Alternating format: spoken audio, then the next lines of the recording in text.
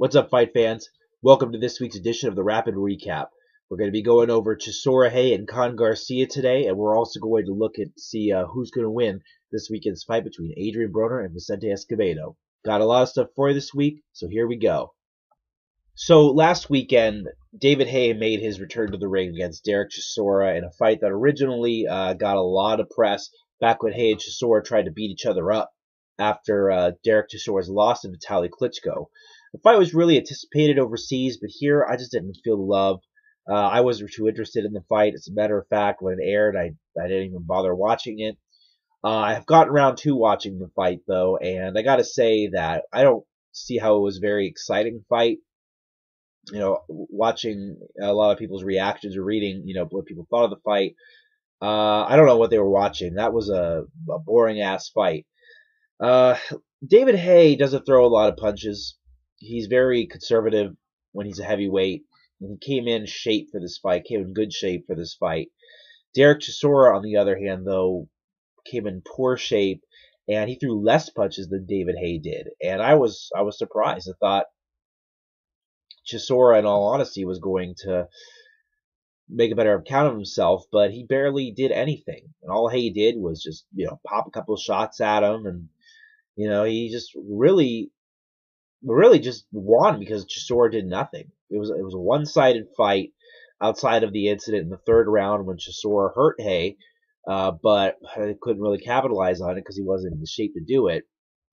Haye ultimately won by stoppage in the fifth round. For David Haye, he did very good. I thought that it was a good performance for him against a guy like Derek Chisora, who really isn't in league with even the mid-tier heavyweight. See, this is a guy who previously lost to Tyson Fury. Yeah, he didn't deserve to lose against Robert Helenius, but he certainly lost against Vitaly Klitschko, who had one arm because of a shoulder injury, and now this loss to Haye. Derek Chisora, a lot of people don't know, or I guess overlooked, was that Chisora's only been fighting for 5 years. I mean, when he started fighting, David Haye was world champion at cruiserweight. He did what he had to do. I don't think that this means he's going to be any more competitive against Vitaly Klitschko. I mean, Derek Chisora, again, is kind of like scraping the bottom of a barrel here. And Vitaly Klitschko is, a different monster altogether from his brother. Vladimir is fine jabbing at you, keeping you outside of your comfort zone. But Vitaly will use that jab and he'll walk into you. He will walk you down.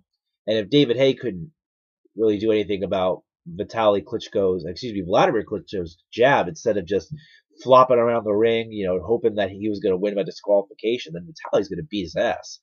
But I'd like to see David Haye again. I'd like to see him fight probably, maybe why not fight Tyson Fury? That'd be a great fight. Would show us a lot about what Tyson Fury has to offer. Tamaz Adamek is a great choice. So is Alexander Povetkin.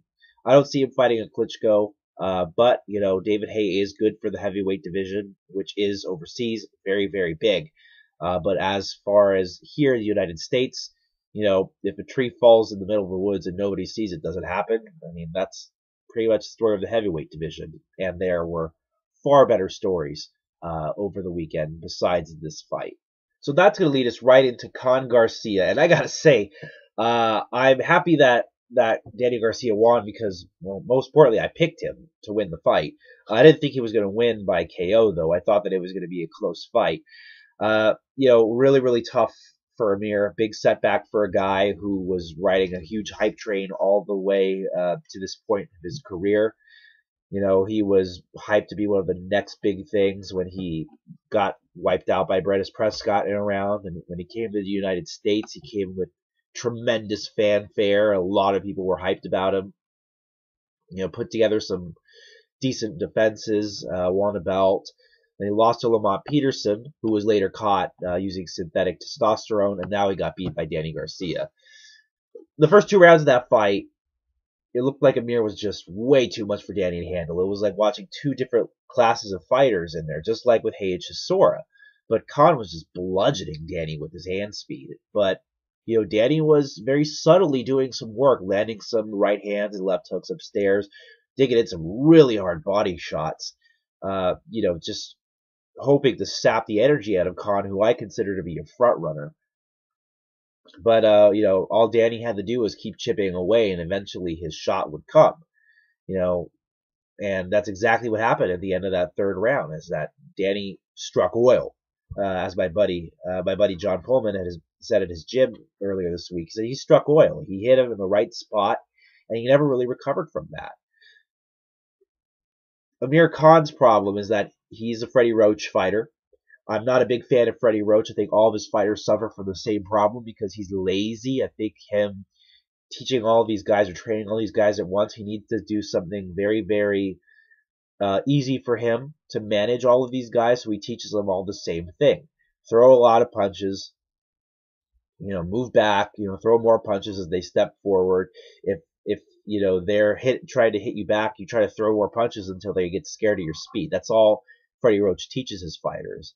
And, this isn't any similar to the way that Jorge Linares lost to Sergio Thompson earlier this year, though Roach wasn't in his corner. At the same time, Amir's a fighter who has chin issues. The way that they came into this fight was all wrong.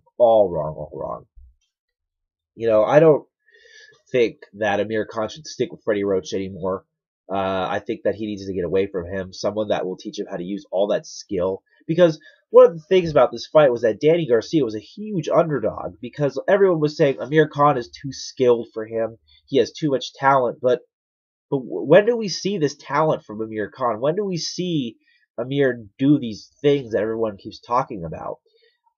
This is a guy who in the past struggled with Marcos Maidana and Paul McCloskey. I mean, Marcos Maidana nearly had it out on his feet when they fought a couple years back. Paul McCloskey made him look kind of ugly, even though Amir was winning that fight handily.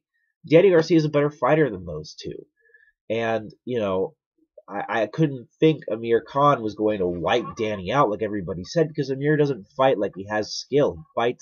He fights like he has, this bulletproof chin and these piston-like fists. He doesn't hit as hard as he thinks he does, and he can't take a punch as good as he thinks he can. So, I thought that Danny was a shoo-in for this fight because Danny's a guy who has a good chin, very good power. He's tough, and Amir is not going to use his talents such as his footwork or his hand speed to move around the ring and trouble him. So, now Amir Khan's career, those idiots at HBO said he's in a career crisis. I don't think that's the right word. I think that, the bootlickers at HBO, particularly Jim Lampley, who made that comment, they have to leave with the winner at all times. So, they were just quick to deride Khan, but we'll see him on the network soon.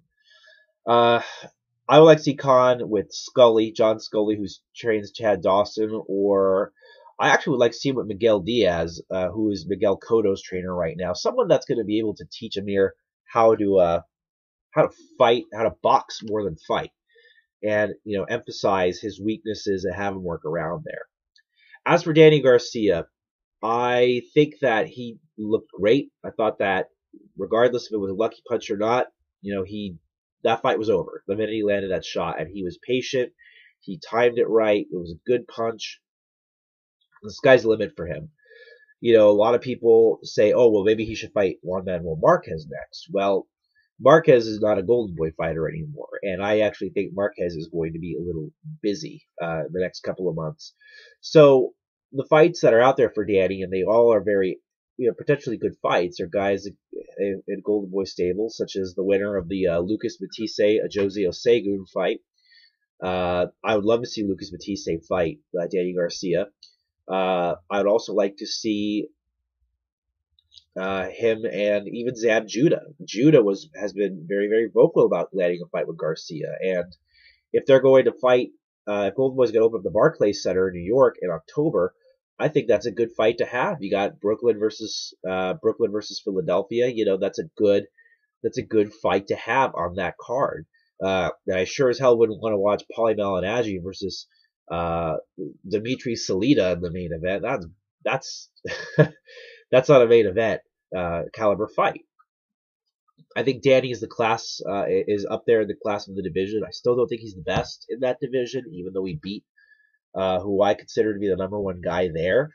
But Danny has a lot of options, and we'll see where he goes from here. So, congratulations to Danny Garcia and his psychopath father, Angel. I think that characters are always welcome in the sport, and upsets always, always, always are good for boxing, and this was no exception. So this weekend we have another superstar to be, Adrien Broner, facing off against Vicente Escobedo for Broner's 130-pound title. A lot of people are wondering if this is the year of the upset, being that a lot of fights that should have gone one way has not. And when you consider that a lot of talk about Broner lately and how good he is, that perhaps he might be up for a fall next if you believe in malarkey like that. But Vicente Escobedo is a pretty rough customer. I mean, he's bigger than Adrien Broner. He's been in the ring with world class fighters. I mean, he's lost every time he's stepped up against the good fighters. I mean, he's lost against Robert Guerrero. He also lost against Michael Katsidis, and he also lost earlier in his career. But Escobedo's tough. He's been competitive in those fights, and especially in the Katsidis fight in the last couple rounds, he broke Katsidis' jaw, and he just was pummeling him. But since he's dropped down to 30, he's shown that he's carried his power, but he hasn't really fought anybody worth the merit. I kind of give Escobedo a pass on that, though, because the 130-pound division is one of the worst in boxing. Case in point, Vicente Escobedo is probably one of the best fighters Adrien Broner can fight at 130 pounds. Broner hasn't really been in with good competition since his near miss against Daniel Ponce de Leon, a fight that I personally thought Adrien Broner lost. And he's going to be in the ring with a guy who probably has the chin to keep himself upright throughout the duration of the fight.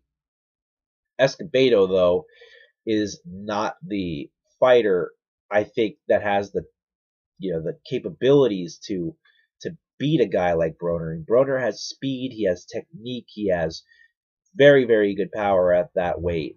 And I think that he's in a whole different class. Now, is it possible that Escobedo might have some type of advantage in terms of the fact he's fought better competition? Probably. But, I think that for all the people who are hating on this fight, thinking that Adrien Broner should be fighting guys like Yuriorkis Gamboa or Orlando Salido, Adrien Broner is a prospect with a belt. And if he didn't have a title, this would probably be considered a good fight for him, because this is a significant step up for Broner.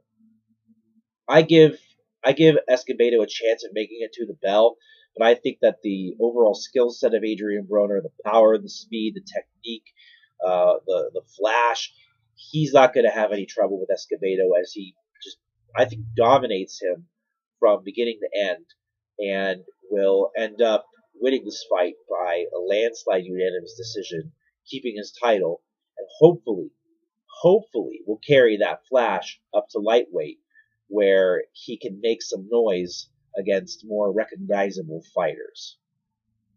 So that about does it for the rapid recap this week. Be sure to check in with me next week as we go over the results of this coming weekend's action. And then we'll also have a chance to take a look at what else is going on in the fight game. Be sure to hit like and make sure you subscribe below, and always leave comments if you got something to say.